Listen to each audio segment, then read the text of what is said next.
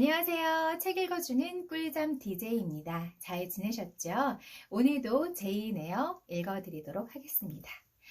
지난 시간에 그래서 로체스터 씨가 사람들을 이끌고 그 저택으로 향하죠. 그래서 드디어 그 걸쇠가 단단하게 잠겨 있었던 그 천장 위에 있는 작은 다락으로 들어가는 장면까지 읽어드렸습니다. 그곳에서 사람들과 마주한 야생동물 같은 그러나 옷을 입고 있는 무언가 이상한 형체의 짐승인지 사람인지 하는 그 사람을 맞닥뜨리게 되는 장면. 거기서부터 다시 읽어드리도록 할게요. 그것은 네 발로 기어다니고 있는 듯 했다. 이상한 야생동물처럼 뭔가를 잡아채면서 그르렁거렸다. 하지만 옷을 입고 있었다. 달기처럼 텁수룩하고 잿빛이 도는 검은 머리가 얼굴을 가리고 있었다. 로체스터 씨가 말했다. 안녕하시오, 폴 부인. 잘 지내셨소? 환자는 어떤가? 그레이스는 벽난로 실렁에서 조심스럽게 끓는 냄비를 들어올리며 대답했다. 그럭저럭 괜찮습니다. 조금 심통이 나 있긴 하지만 난폭한 짓은 하지 않습니다. 그레이스 풀은 좋게 말해주었지만 사납게 외치는 소리 때문에 거짓임이 밝혀졌다. 옷을 입은 하이에나가 몸을 일으키더니 뒷발로 우뚝 일어섰다. 그레이스가 소리쳤다. 아이고, 주인님을 봤어요. 어서 나가시는 게 좋겠어요. 잠깐만, 그레이스. 잠시만 있게 해주게. 그럼 조심하세요.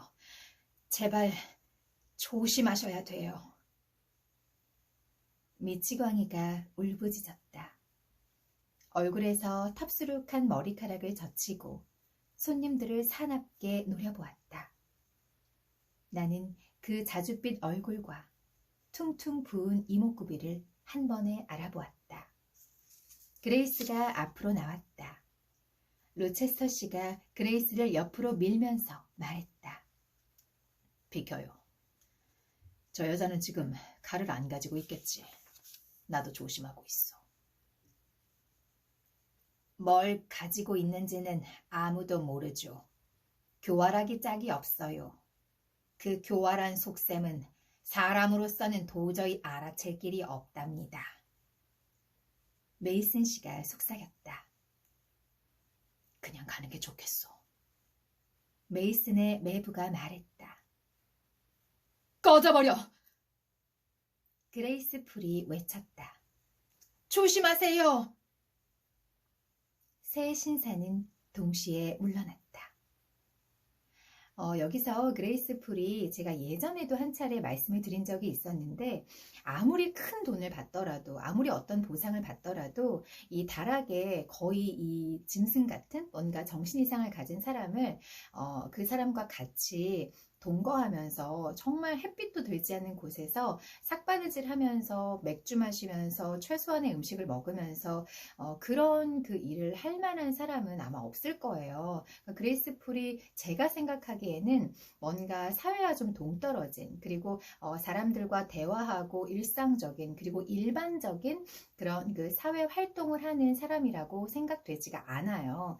이 그레이스 풀도 무언가 좀 사회에 적응하지 못하고 그리고 사람들과 정상적인 대화 그리고 좀 편안하게 사람과 관계를 맺는데 문제가 없는 그런 사람일 것 같지는 않다라는 생각을 제가 하고 있습니다. 그래서 이 그레이스풀 대사를 할 때는 뭔가 감정이 어떤 느낌을 가지고 있는 건지 상대가 잘 못 느끼는 저 사람이 지금 무슨 생각을 하는 거지? 두려운 거야? 불안한 거야? 내 얘기를 잘 듣고 있는 거야? 뭔가 이렇게 느낄 만한 그런 사람이지 않을까 이 그레이스 풀이.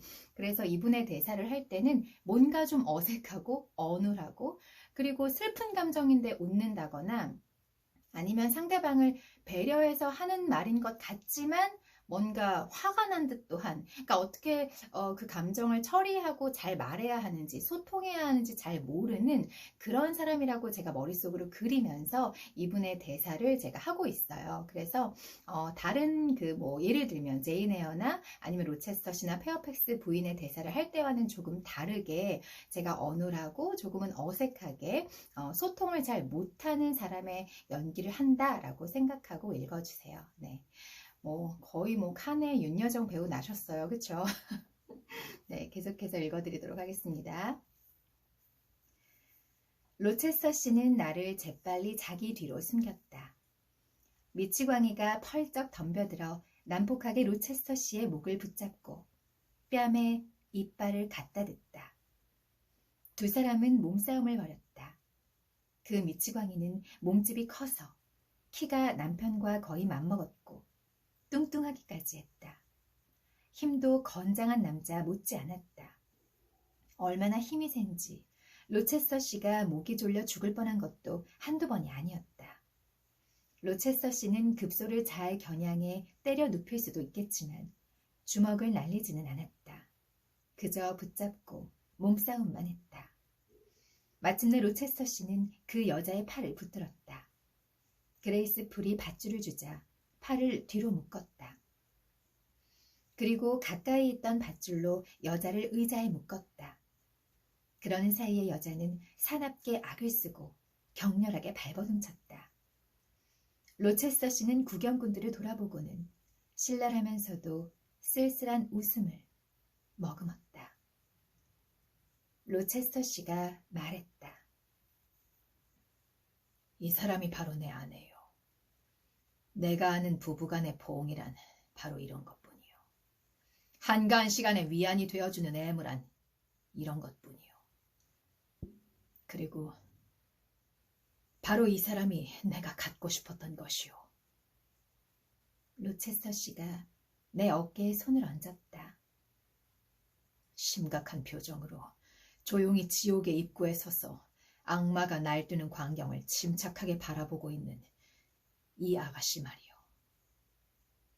이 지독한 스튜를 먹고 나니 이 아가씨를 갖고 싶었어.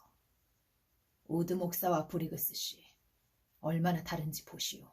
이 맑은 눈동자와 저 시뻘건 눈을 비교해 보시오. 이 얼굴과 저 가면을, 이 모습과 저 거대한 몸짓을.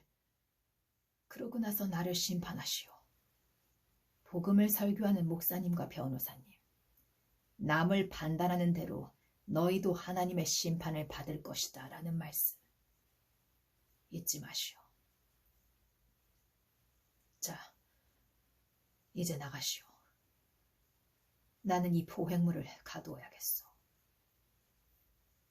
우리는 모두 물러났다. 로체스터 씨는 잠시 남아서 그레이스 풀에게 뭔가 지시를 내렸다. 계단을 내려갈 때 변호사가 나에게 말을 건넸다. 아가씨, 당신은 분명 아무 잘못도 없습니다. 메이슨 씨가 마데이라로 돌아가서 이 소식을 전해주면 숙부님이 무척 기뻐하실 겁니다.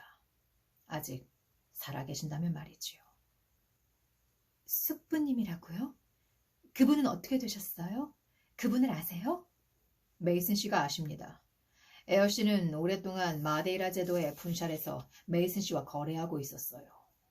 메이슨 씨는 자메이카로 돌아가는 길에 잠시 휴양차 마데이라에 들러서 당신 숙부님과 함께 지내고 있었는데 마침 당신한테서 로체스터 씨와 결혼할 생각이라는 편지가 온 겁니다. 숙부님은 그 이야기를 꺼냈죠. 여기 있는 메이슨 씨가 로체스터 씨라는 신사와 아는 사이라는 걸 알고 있었거든요. 짐작하시겠지만 메이슨 씨는 몹시 놀라고 괴로워하며 사실을 털어놓았지요. 말씀드리기 유감스럽지만 숙부님은 지금 병상에 계십니다. 폐병인데다 병의 진행 단계로 보아 다시 일어나기는 힘드실 겁니다. 그 당시 숙부님은 직접 영국에 와서 당신을 함정에서 구해낼 만한 처지가 아니었기 때문에 메이슨 씨한테 빨리 가서 이 가짜 결혼을 막아달라고 부탁했답니다. 그리고 저한테 도움을 받으라고 하셨죠. 모든 수단을 동원해서 빨리 온 덕분에 다행히 늦지 않았습니다. 당신도 분명 다행이라고 생각하시겠지요. 당신이 마데이라에 도착하기 전에 숙부님이 돌아가시지 않는다는 확신만 있다면 메이슨 씨와 함께 돌아가라고 권하겠습니다. 하지만 사정이 그렇지 못하니 숙부님이 직접 소식을 전하든지 아니면 다른 사람한테서 듣게 되든지 간에 아가씨는 영국에 있는 것이 좋을 듯합니다. 그리고는 메이슨 씨에게 물었다. 여기서도 볼 일이 있습니까? 메이슨 씨는 불안하게 대답했다. 아니요. 어서 갑시다. 그러고는 로체스터 씨에게 작별 인사도 하지 않고 현관문으로 나갔다. 목사는 남아서 거만한 신도와 훈계인지 비난인지 몇 마디 주고받았다. 할 일을 다하자 목사도 떠났다. 나는 내 방에 가 있었는데 반쯤 열린 문가에 서 있다가 목사가 나가는 소리를 들었다. 모두 가버리자 나는 방문을 닫고 아무도 들어오지 못하게 빗장을 건 다음 울거나 탄식하지도 않고 그저 기계적으로 웨딩드레스를 벗고 어제만 해도 더 이상 입지 않을 줄 알았던 모직 옷을 입었다. 그러고 나서 의자에 앉았다. 기운도 없고 피곤했다. 아주 조용한 아침이었다. 미치광이와 잠깐 소동을 벌인 것 말고는 교회에서 있었던 일도 소란스럽지 않았다. 분노의 폭발도 없고 시끄러운 말다툼도 반항이나 도전도 눈물도 울음소리도 없었다. 몇 마디 말이 오가고 차분한 목소리로 결혼에 대해 이의가 제기되었다. 로체스터 씨가 엄격하고 짤막한 질문을 몇 가지 하자 대답과 설명이 나오고 증거가 제시되었다. 나의 주인은 솔직하게 진실을 인정한다고 했다. 그리고 살아있는 증거가 나타났다. 불청객들은 가고 모든 것이 끝났다. 나는 평소처럼 내 방에 있었다. 겉보기에는 변한 것이 하나도 없었다. 얻어맞거나 위해를 당하거나 불구가 되지도 않았다. 하지만 어제의 제인 헤어는 어디로 갔는가? 제인 헤어의 인생은 어디 있는가? 미래는 어디 있는가? 한때 열렬하게 희망에 부풀어 있던 제인 헤어는 신부가 될 뻔했던 여인은 다시 냉정하고 고독한 처녀로 돌아왔다. 인생의 빛이 바래고 앞날은 황량하기만 했다. 한여름의 크리스마스의 추위가 찾아오고 6월에 12월의 하얀 폭풍이 몰아닥쳤다.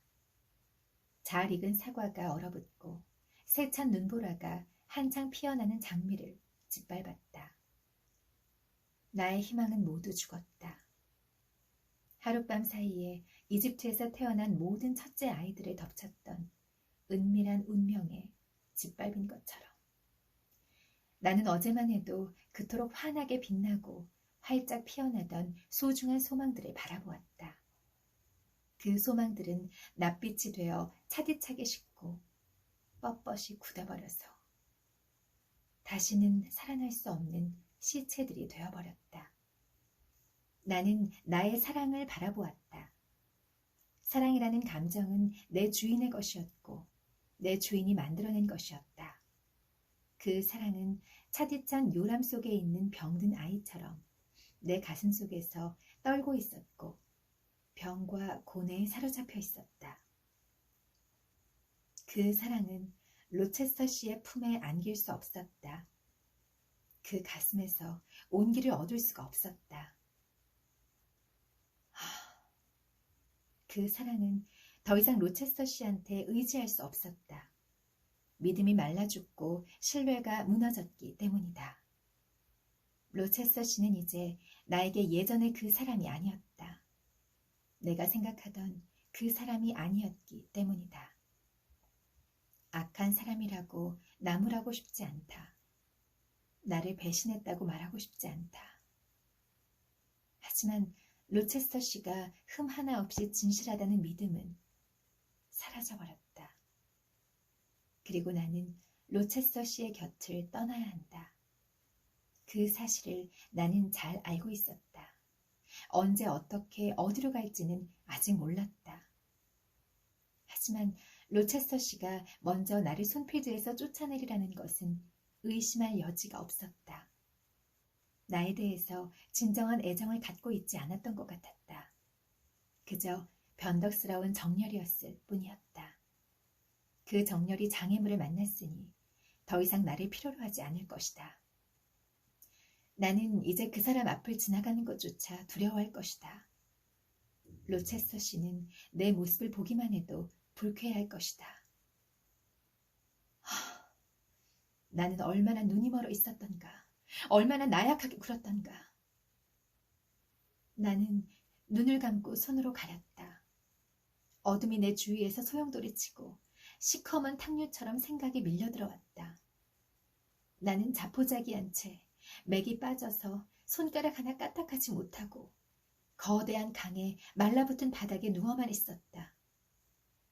먼 산지에서 물이 콸콸 흘러내리고 그 경류가 밀어닥치는 것이 느껴졌다.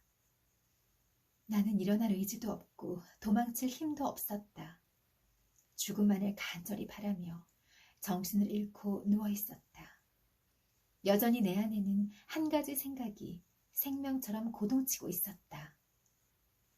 신에 대한 기억이었다. 신이 떠오르자 기도가 떠올랐다. 이 기도의 말들은 캄캄한 내 마음속을 떠돌아다닐 뿐 힘이 없어서 소리내어 말하지도 못했다. 저를 멀리하지 마옵소서. 환난이 닥쳤는데 도와줄 자 없사옵니다. 환난이 닥쳤다. 그 환난을 피하려고 하늘에 기도를 드리지 않았기 때문에 두 손을 모으고 무릎을 꿇지도 않았고 입술을 달싹이지도 않았기 때문에 환난이 닥쳐오고 말았다. 경류가 엄청난 힘으로 나를 덮쳤다. 의지할 데 없는 인생, 잃어버린 사랑, 말라 죽은 희망과 깨어진 믿음, 그 모든 것들이 하나의 음울한 덩어리가 되어 내 위에서 세차게 흔들리고 있었다. 그 시간이 얼마나 고통스러웠는지는 말로 다 표현할 수가 없다. 목에까지 물이 올라왔습니다. 깊은 수렁에 빠졌습니다. 발 붙일 곳 하나 없사옵니다. 물속 깊은 곳에 빠져 물결에 휩쓸렸습니다. 진실로 그러했다. 와, 여기까지가 제인 에어 2부였습니다. 들으시면서 아시겠지만 이 글을 쓴 제인 에어는 이게 샬롯 브론테의 책이지만 그 시점이 제인 에어가 1인칭 시점으로 자기가 자기의 이야기를 기술하고 있는 그런 기법을 쓰고 있잖아요. 그리고 먼 훗날이 되어서 한참 시간이 지나서 그 자신의 과거를 돌이켜 봤을 때 어린 시절 이야기, 그리고 기숙사 이야기, 기숙학교 이야기, 그리고 로체스터시를 만난 이야기, 그리고 오늘의 이 결혼식 이야기까지 과거를 쭉 회상하면서 자기가 일기 형식으로 담담하게 자신의 이야기를 고백하는 형태의 그런 기법을 사용하고 있는데 지금 이 부분을 읽으면서 제인 에어가 이미 너무나 오래 지난 이야기지만 이 시점에 이 이야기를 쓰면서 기록하면서 과거에 이미 지난 이야기지만 참 괴로운 심정으로 써내려가고 있구나 하는 것이 느껴집니다. 그리고 지금 제가 읽어드린 이 부분이 제인 에어가 기독교인이잖아요. 그래서 시편에 있는 그 성경 말씀을 인용해서 기도하는 거예요. 아마 교회를 다니시는 분들은 제가 읽은 부분을 읽고 들으시면서 아, 저거 시편 말씀인데 라고 하셨을 텐데, 그 시편이 원래 시편 기자가 사방으로 우겨쌈을 당하고 사망의 골짜기에 있을 때 하나님께 나를 버리지 말아달라고, 환난이 닥쳤다 저를 도와주세요 주님 하고 기도하는, 그런 호소하는 내용이잖아요.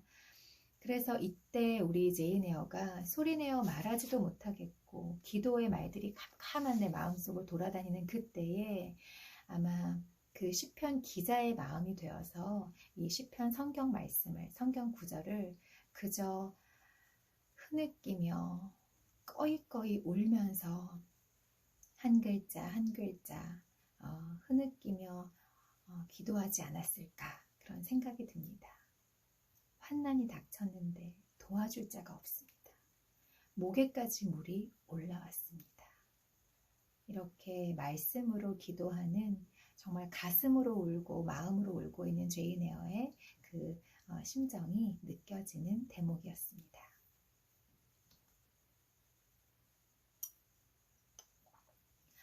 확실히 저는 그래도 차보다는 커피를 좋아하는 것 같아요. 오늘도 제가 내린 핸드드립 지금 아이스로 마시고 있고요. 이거 제가 너무 좋아하는 앤틱 잔. 이거 제가 옆을 보여드릴 수가 없네요. 안에 커피가 들어있어서. 제가 굉장히 좋아하는 빈티지 웨지우드, 이거 해서웨이죠. 굉장히 많이들 좋아하시는, 뭐 앤틱 잔, 빈티지 찻잔 모으시는 분들은 거의 1순위로 가지고 계시는 찻잔 아닌가 싶은데, 특히 저처럼 이렇게 뭐 영국이나 유럽의 찻잔 좋아하시는 분들, 해서웨이 찻잔인데 제가 이 소서가 어디 갔는지 지금 모르겠어요. 저 그릇장 안쪽에 있는지. 그래서 한참 찾다가 그래도 소서에 받쳐서 예쁘게 영상을 좀 올리고 싶었는데, 아무리 누추한 영상이지만 소스를 도저히 못 찾겠더라고요. 그래서 그냥 이렇게 잔만 이렇게 제가 가지고 왔고요. 얘는 지금 바질 스콘이에요. 지금 향이 너무 좋네요. 제가 이거 아침에 저희 동네 근처에 굉장히 유명한 빵집에서 사왔는데 향이 진짜 너무 좋아요. 제가 읽는 내내 이 바질 스콘의 그 바질 향이 정말 무슨 이 바질 밭에 와 있는 것 같아요. 너무 바질 밭을 가본 적은 없어요. 근데 아무튼 향이 너무 좋습니다. 그래서 사실 제가 여기 살짝 이렇게 한 입 베어 먹었거든요. 근데 맛있고, 아마 제가 이 스콘집은 처음 가본 집인데 단골이 될 것 같네요. 향도 좋고 맛도 좋고, 그 스콘에 약간 그 목매이는 그 느낌 뭔지 아시죠? 근데 거기에다가 살짝 제가 크로디드 크림 발라서 먹었더니 굉장히 맛있더라고요. 3부 계속해서 읽어드리기 전에, 그래서 제가 무슨 요일 몇 시에 제가 업로드를 규칙적으로 정기적으로 하려고 마음을 정했느냐, 월요일로 정했습니다. 네.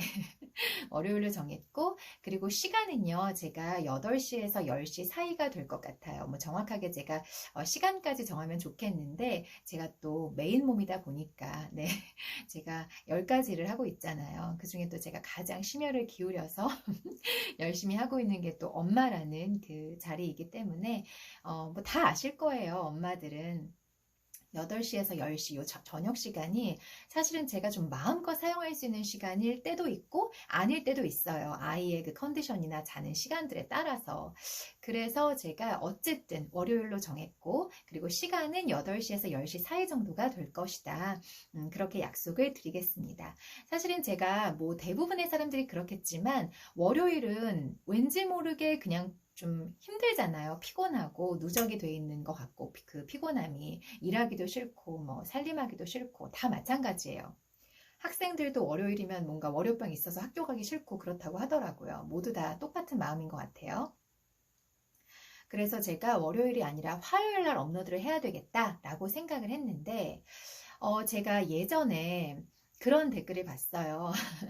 월요일날 정말 출근해서 힘들고 지치고 진짜 월요병 때문에 굉장히 힘든 상태로 일을 하고 집에 가는 길인데, 퇴근길에 우리 꿀디님 영상 들으면서 가는데 너무 행복하고 보상받는 기분, 선물 받는 기분이다 라고 남겨주신 그 댓글이 제가 생각이 났어요. 그래서 그래, 월요일이 누구에게나 힘든데 그런 분들에게 내 이 30분, 40분짜리 영상이 잠깐이나마 그 피로를 푸는데, 좀 편안히 잠드시는데, 혹은 뭐 퇴근하시는 길에 조금이나마 비타민이 돼 드린다면 너무 좋겠다. 그리고 잘 때 필요한 게 뭐죠? 마그네슘. 마그네슘이 돼 드리면 너무 좋겠다. 비타민이자 마그네슘이자 멜라토닌 색소이자. 멜라토닌이 그 잘 때 나오는 거 맞나요? 멜라토닌 맞죠? 순간 헛갈렸습니다. 여러분들의 비타민이자 멜라토닌이자 마그네슘이 되어드리고자 제가 월요일 날 그 시간에 제가 꾸준히 규칙적으로 그때 업로드 하도록 하겠습니다. 약속. 이어서 또 읽어드리도록 할게요. 챕터 3이고요. 그리고 챕터 3의 제1장입니다. 오후 어느 때쯤인가 고개를 들고 주위를 둘러보니 서쪽으로 기울어가는 햇살이 벽에 비치고 있었다. 나는 내게 물었다. 이제 어떻게 해야 될까? 에드워드 로체스터의 신부가 아니라는 사실은 하나도 슬프지 않아. 더없이 찬란한 꿈에서 깨어나 모든 것이 헛되다는 것을 알게 되니 끔찍하긴 하지만 그래도 참을 수 있어. 하지만 지금 당장 영원히 그 사람을 떠나는 것은 견딜 수가 없어. 도저히 그럴 수 없어. 하지만 내 안의 목소리가 나는 떠날 수 있다고 단언했다. 그리고 떠나게 될 거라고 말했다. 나는 나 자신의 결단과 씨름했다. 내 앞에 놓여있는 끔찍하고 고통스러운 길을 스스로 피할 만큼 나약해지고 싶었다. 그러자 폭군으로 변한 양심이 정열의 목을 붙잡고 정열에게 그 고운 발을 이제 막 진창에 빠뜨렸다고 비아냥거리고 자신의 강철 같은 팔로 고뇌의 심연에 처박아 버리겠다고 으름장을 놓았다. 나는 소리쳤다. 그러면 억지로라도 나를 데려가줘. 누구든 나를 좀 도와줘. 아니, 너는 떠날 수 있다. 누구도 너를 도와주지 않을 것이다. 스스로 오른쪽 눈을 뽑고 오른쪽 손목을 자르리라.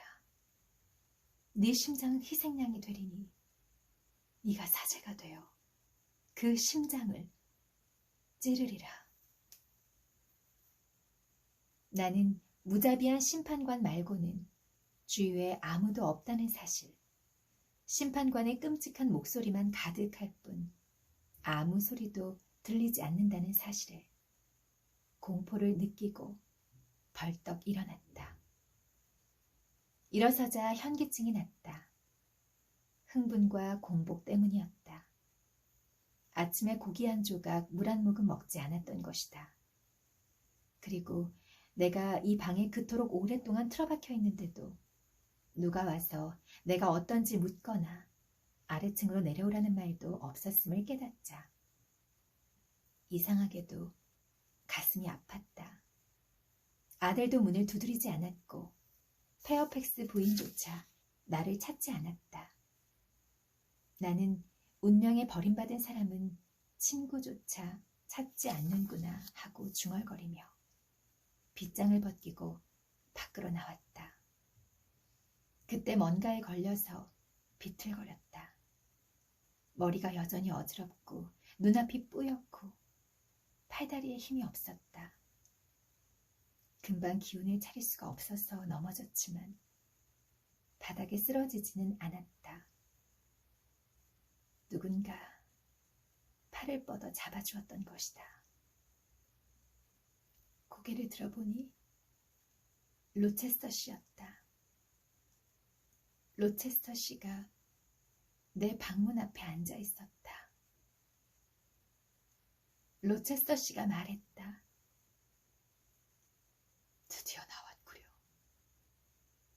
지금까지 귀를 기울이며 기다리고 있었어. 하지만 당신이 움직이는 기척도 흐느끼는 소리도 들리지 않았어. 5분만 더 죽은 듯이 조용했으면 강도처럼 자물쇠를 따고 쳐들어갔을 것이오. 나를 피하는 거요. 혼자 틀어박혀 슬퍼하는 거요. 차라리 당신이 와서 격렬하게 비난했으면 좋겠소. 당신은 격정적인 사람이잖소. 한바탕 소란이 일어날 줄 알았소. 뜨거운 눈물을 비오듯 쏟고 있을 줄 알았소. 그저 그 눈물이 내 가슴에 떨어졌으면 싶었지. 아무것도 느끼지 못하는 마룻바닥이 그 눈물을 받았거나 손수건이 흠뻑 젖었을 줄 알았소. 하지만 오해였구려. 당신은 전혀 울지 않았소. 뺨이 백지창처럼 하얗고 눈빛이 흐려지기는 했지만 눈물 자국은 없구려. 그렇다면 가슴에서 피눈물을 흘리고 있었던 거요.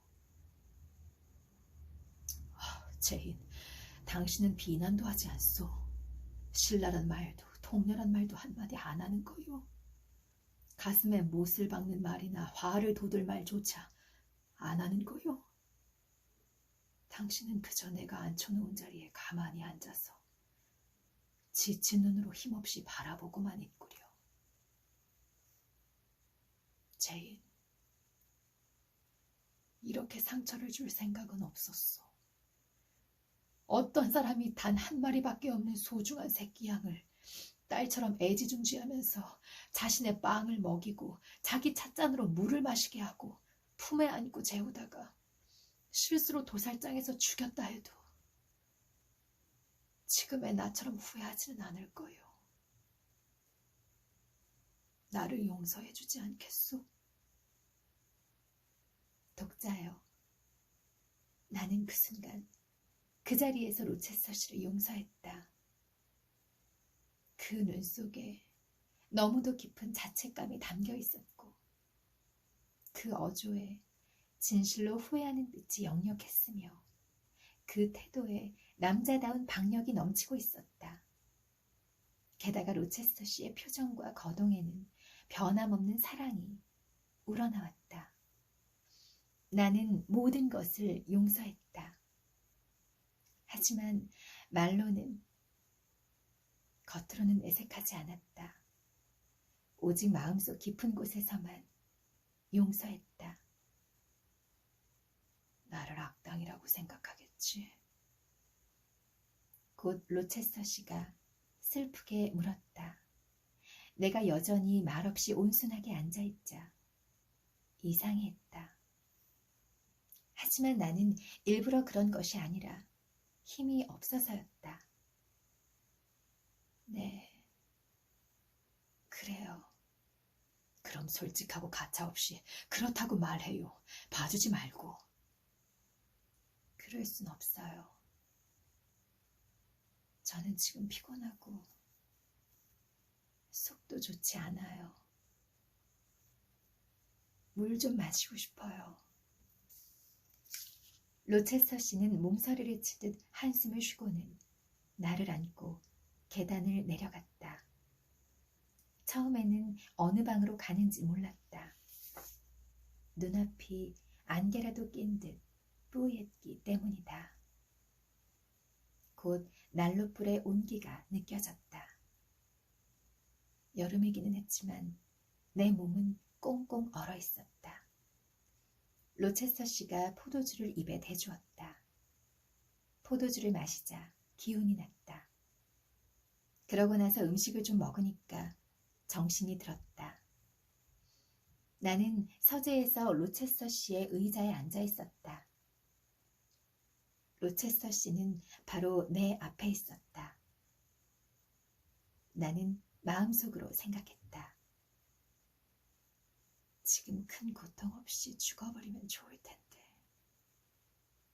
그러면 로체스터 씨와 이어진 내 마음의 끈을 뚝뚝 끊어내려고 애쓰지 않아도 될 텐데. 나는 분명 이 사람 곁을 떠나야 돼. 하지만 떠나고 싶지 않아. 떠날 수 없어. 제인, 이제 어떻소?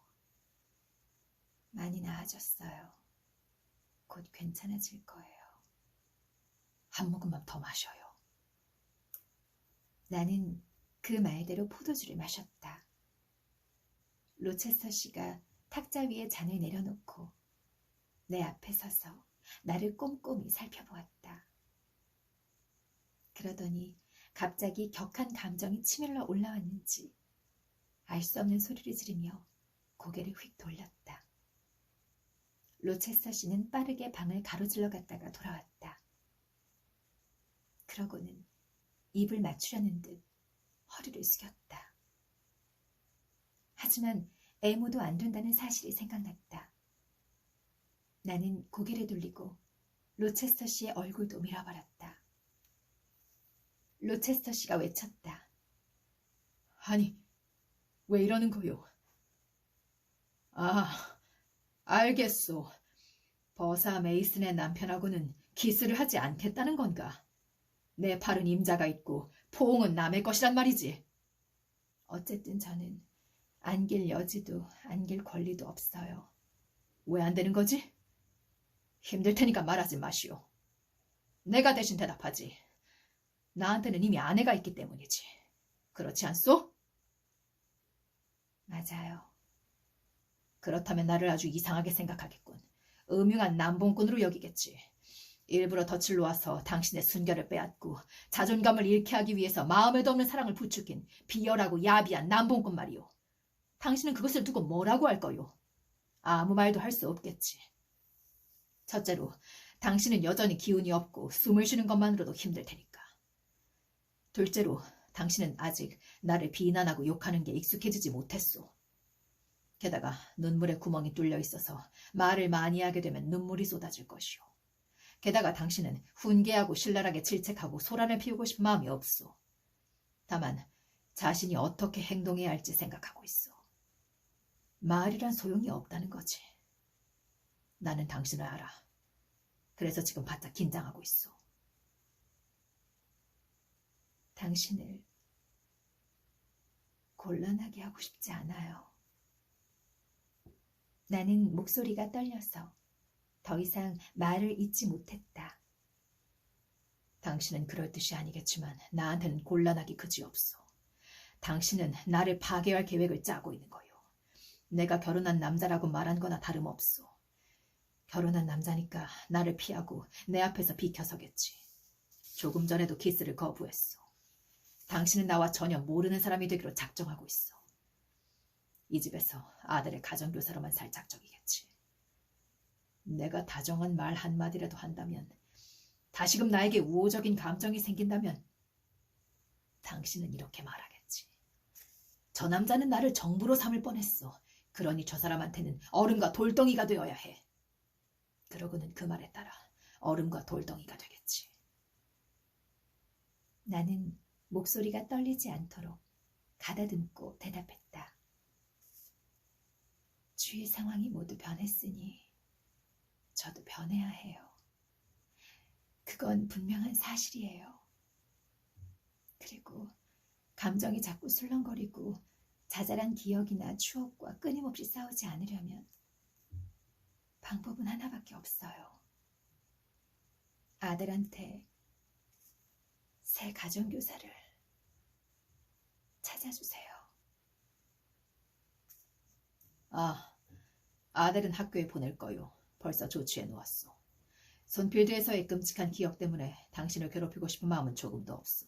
이 저주받은 곳, 아간의 천막, 죽음과 다름없는 끔찍한 삶을 뻔뻔스럽게도 탁 트인 하늘의 빗속에 드러내놓는 이 천장, 수많은 악마들보다도 더 사악한 진짜 악마가 사는 이 좁은 돌로 만든 지옥. 죄인, 당신을 여기 두지 않을 거고 나도 있지 않을 거요. 악마가 사는 곳인 줄 뻔히 알면서 당신을 손필드에 데려온 것이 잘못이오. 당신을 만나기 전에 나는 집안 사람들에게 이 집에 걸린 저주에 대해 절대로 알리지 말라고 일러두었지. 단지 이 집에 무엇이 사는지 알게 되면 어떤 가정교사도 있으려 하지 않을까 봐 말이오. 하지만 그 미치광이를 다른 곳으로 옮길 생각은 없었소. 펀딘 정원에 있는 오래된 집은 훨씬 더 한적하고 외딴 곳에 있어서 그 여자를 안전하게 살게 할 수도 있었고, 집이 숲 한복판이라서 건강을 해칠까 봐 그곳에 데려다 놓지 못할 만큼 내가 양심적인 사람도 아닌데 말이오. 어쩌면 그 습기 많은 집은 그 여자라는 짐을 금방 덜어주었을지도 모르지. 하지만 악당도 저마다 약점이 있는데 내 약점은 아무리 미워하는 존재라도 간접적인 살인은 하지 않는다는